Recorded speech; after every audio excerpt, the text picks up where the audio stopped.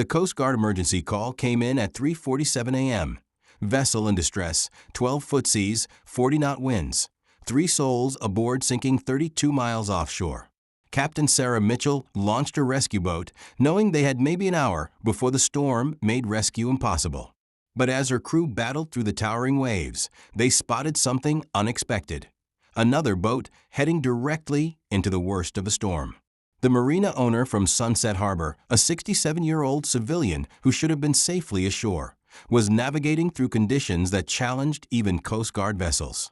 When Mitchell radioed to warn him off, his response made her realize they weren't dealing with an ordinary marina owner. Welcome to Veteran Stories.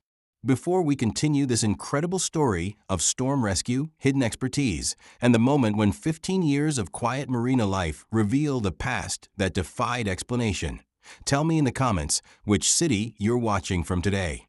And if you believe that true seamanship has no expiration date, hit that subscribe button and help us share these amazing maritime stories.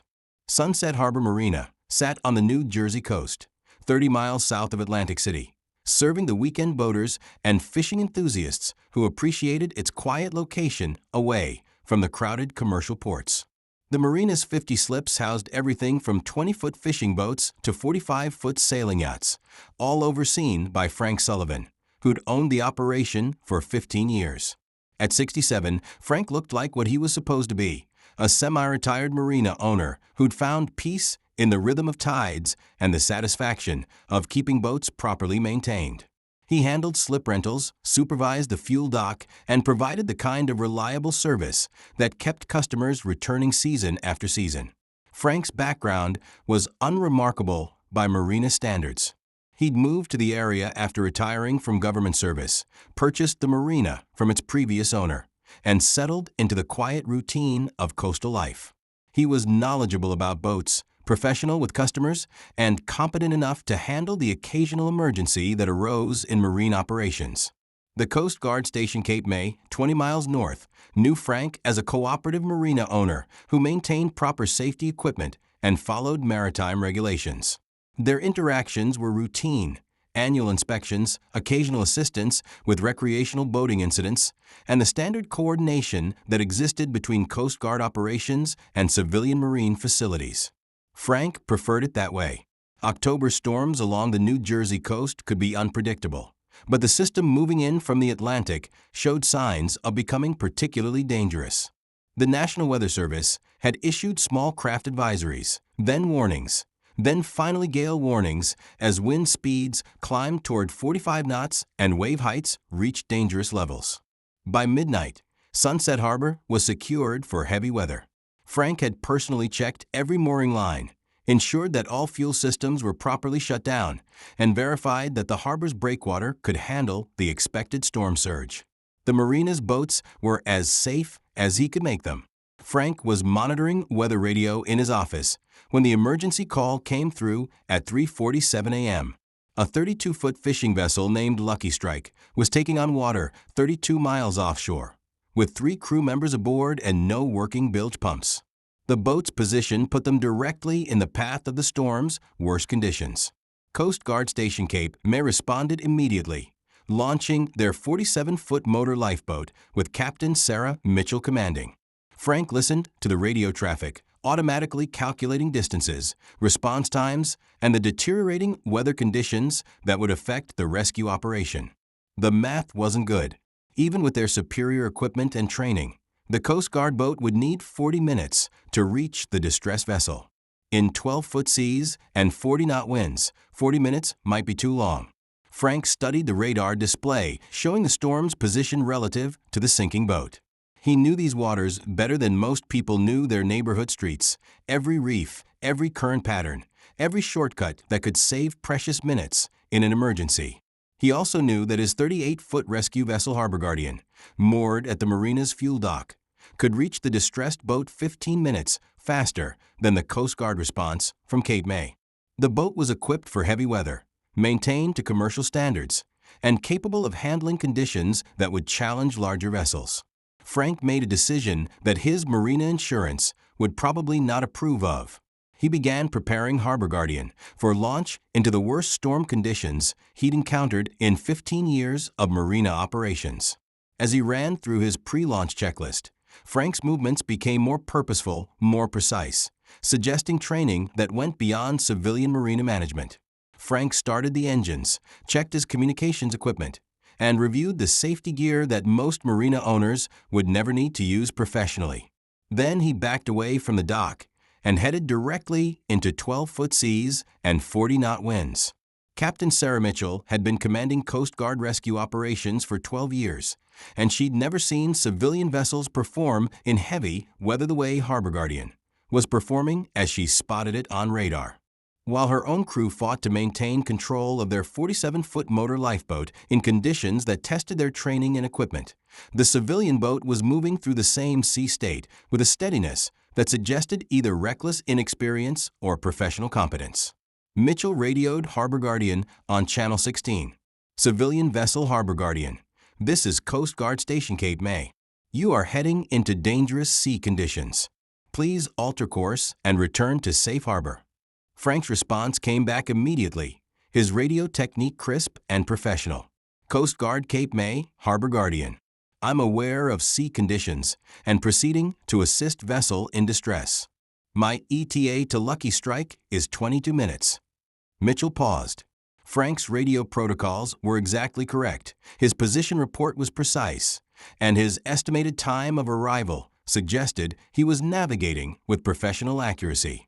Harbor Guardian, what is your experience level for these sea conditions? Sufficient for current mission requirements. As Mitchell's crew battled through mountainous seas toward the distressed fishing boat, they found themselves paralleling Harbor Guardian's course. What they observed challenged everything they thought they knew about civilian seamanship. Frank wasn't just surviving the storm conditions. He was navigating through them with the kind of precise boat handling that suggested extensive experience in far worse situations. His vessel maintained optimal speed for the sea conditions, took waves at angles that minimized impact, and followed a track that indicated detailed knowledge of local current patterns and underwater topography. Captain, said Petty Officer Rodriguez, who'd been watching Harbor Guardian through binoculars, that's not recreational boat handling. That's professional-level seamanship. Mitchell observed Frank's vessel for several more minutes. Rodriguez was right. The civilian boat was being operated with techniques that exceeded standard recreational training. Harbor Guardian, Mitchell radioed, "What's your background in heavy weather operations?" Frank's response was characteristically brief. "Long time ago, different circumstances." Mitchell understood careful non-answers. She'd heard them from people whose experience included situations that weren't discussed casually. 22 minutes after launching from Sunset Harbor, Frank reached the position of Lucky Strike. The fishing boat was listing badly, taking on water faster than its crew could handle with emergency pumps, and in immediate danger of foundering in the heavy seas. Frank positioned Harbor Guardian to provide a lee for the sinking vessel, using his boat to create calmer water that would allow safe personnel transfer. The maneuver required precise boat handling in dangerous conditions. Too close, and the boats would collide. Too far, and the rescue would be impossible. Captain Mitchell arrived 8 minutes later to find Frank conducting a textbook maritime rescue operation. He'd successfully transferred all 3 crew members from Lucky Strike to Harbor Guardian and was providing medical attention to one crew member who'd suffered hypothermia exposure. Harbor Guardian, Mitchell radioed, "Excellent work on that personnel transfer. Please maintain position while we coordinate recovery operations." Roger, Coast Guard. All souls safe aboard Harbor Guardian. One crew member requiring medical attention for exposure, but stable. Mitchell's training kicked in. Frank's rescue operation had been executed with a kind of precision that reflected extensive maritime rescue experience. As both vessels began the return journey to Cape May, fighting through seas that had grown to 14 feet with the storm's intensification, Mitchell found herself studying Harbor Guardian's performance even more carefully. Frank was maintaining perfect position relative to the Coast Guard vessel, adjusting his speed and heading to optimize both boat stability in the chaotic sea conditions. His seamanship was demonstrating knowledge of advanced boat handling techniques that most civilians never learned. Harbor Guardian, Mitchell radioed, "Your vessel handling in these conditions is exceptional. What's your maritime background?" Frank was quiet for a moment before responding. "Coast Guard. Retired 15 years ago." Mitchell felt pieces clicking into place.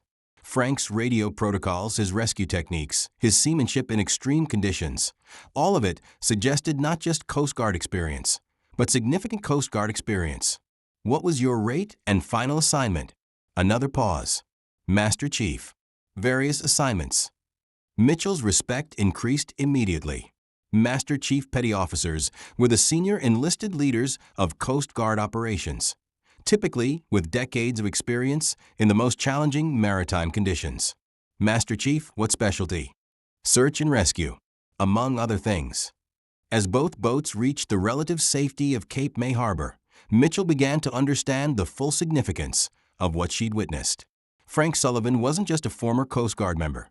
He was a Master Chief who'd specialized in search and rescue operations, which meant he'd likely participated in some of the most dangerous maritime rescues in Coast Guard history. After docking and transferring the rescued fishing crew to waiting medical personnel, Mitchell approached Frank privately.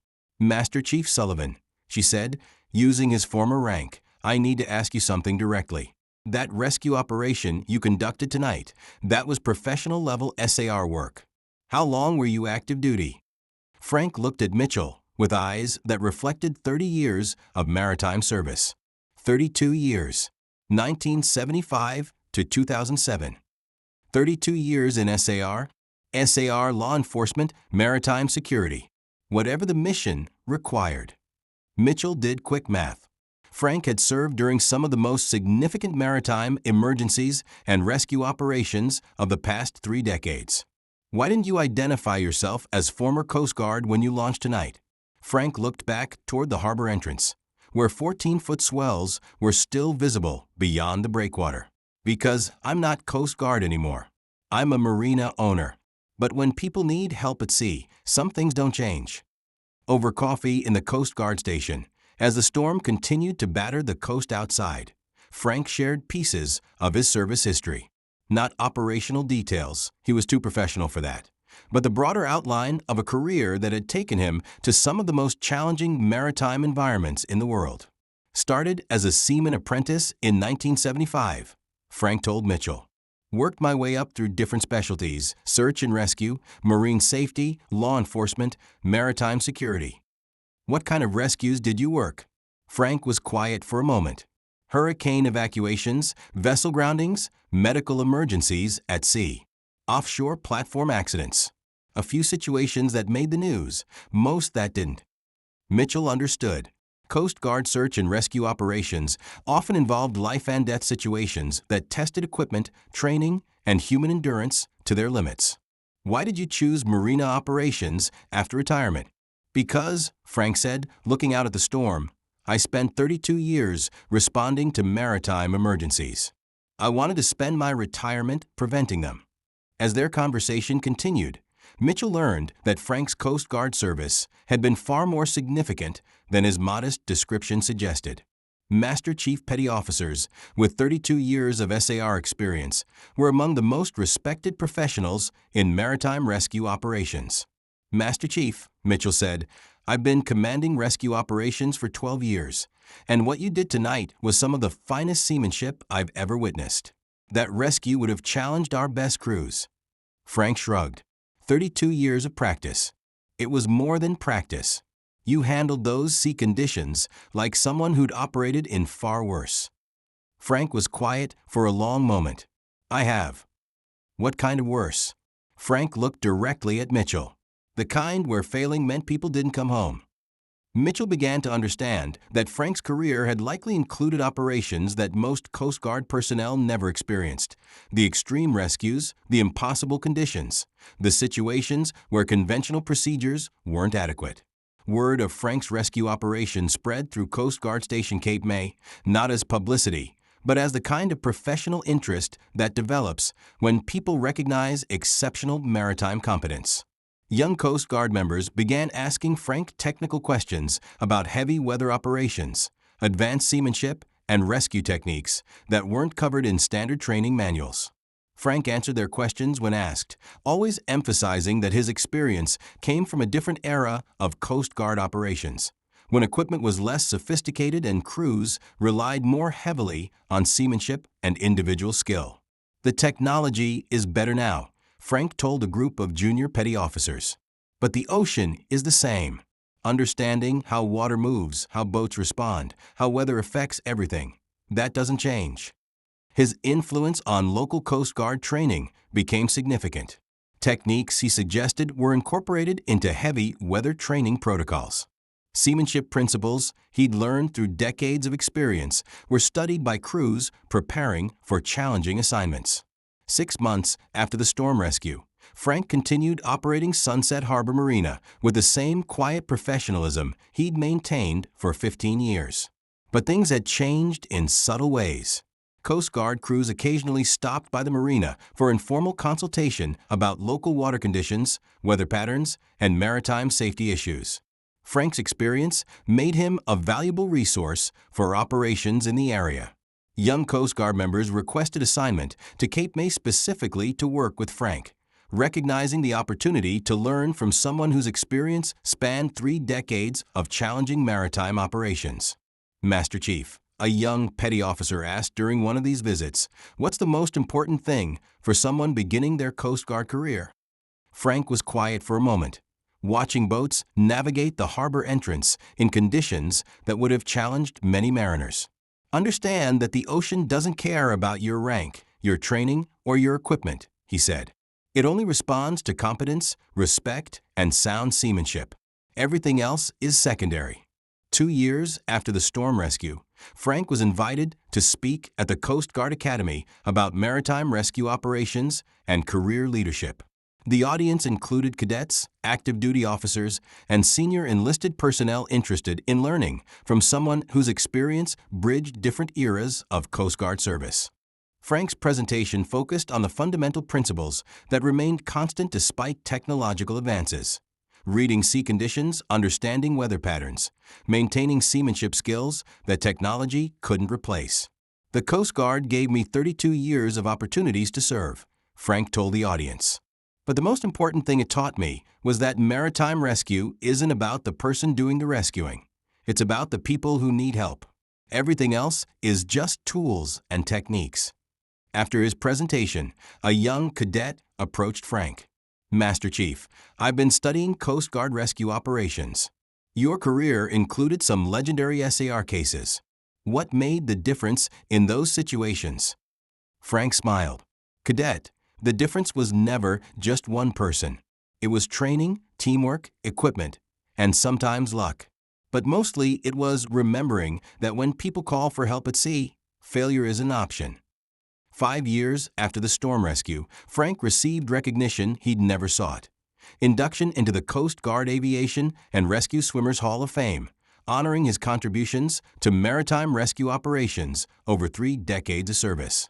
The ceremony was held at Coast Guard Air Station Cape Cod, attended by current and former Coast Guard personnel, who understood that Frank represented the best traditions of maritime service. During his acceptance speech, Frank was characteristically brief. "This honor belongs to every Coast Guard member who's ever launched into dangerous conditions to help someone in distress. It belongs to the crews who work together, the families who support them, and the maritime community that makes rescue operations possible." After the ceremony, Captain Mitchell, now a commander, approached Frank. "Master Chief, 5 years ago you showed me what decades of experience and dedication look like in action. Thank you for that lesson in seamanship and service." Frank shook her hand. "Commander, you gave me the opportunity to do what I was trained to do one more time. Thank you for recognizing that some things are more important than regulations." Frank continued operating Sunset Harbor Marina, now serving as an informal mentor to Coast Guard personnel, maritime professionals, and anyone seeking to understand what professional seamanship really meant. At 72, his knowledge of local waters, weather patterns, and maritime safety remained unmatched. His quiet expertise had become a resource that the maritime community valued and protected. "The most important thing I learned Frank told a documentary crew filming a piece about Coast Guard rescue operations, is that maritime service doesn't end when you retire. The ocean is still there, people still need help, and experience still matters. One evening, as Frank secured the marina for another storm approaching the coast, a young Coast Guard petty officer stopped by to ask about local current patterns. "Master Chief," the petty officer said, "we've got a SAR case developing offshore. Would you mind sharing your thoughts on sea conditions for tonight?" Frank looked at the weather data, studied the wind patterns, and provided analysis that would help guide the rescue operation. "Petty officer," Frank said as the young man prepared to leave, "remember that every rescue teaches you something about the ocean and something about yourself. Pay attention to both lessons." Frank Sullivan never intended to become a symbol of Coast Guard values carried into civilian life. He'd simply maintained the standards and dedication he'd learned during 32 years of maritime service, refusing to accept that retirement meant the end of his commitment to maritime safety. When that storm struck and Lucky Strike needed help, Frank's response revealed something extraordinary: that the capabilities and dedication developed during Coast Guard service could be maintained indefinitely, ready to serve when circumstances demanded it. Frank's story reminds us that true seamanship is about more than navigation and boat handling. It's about the responsibility to help others when they need it most, regardless of personal risk or convenience. His legacy lives on in every Coast Guard member who understands that their commitment to maritime safety doesn't end with active duty, in every mariner who maintains the skills to help others in distress, and in every person who refuses to ignore calls for help simply because they're no longer officially responsible for responding. The ocean continues to challenge those who venture onto it, and storms continue to threaten vessels and crews who sometimes need help beyond their own capabilities. But along coastlines around the world, there are people like Frank Sullivan, quiet professionals who never stop standing watch, never stopped maintaining their skills, and never stopped answering the call when someone needs help at sea. Some heroes wear uniforms and carry official authority. Others own marinas and maintain boats for weekend sailors. Frank Sullivan proved that the most important rescues are often performed by people who no longer have any obligation to risk their lives for strangers in distress. So now I ask you, have you ever encountered someone whose quiet competence in crisis revealed a history of service and dedication you never suspected? Someone whose response to emergency showed training and character developed through years of helping others? Share their story in the comments. Tell us where you're watching from. Because at Veteran Stories, we believe that true service never retires, and the greatest rescues are often performed by those who choose to help when they no longer have to. Subscribe if stories like this matter to you. Because every marina, every harbor, every coastal community has people like Frank Sullivan, professionals who've never stopped serving, never stopped maintaining their skills, and never stopped standing ready to help when the ocean demands it.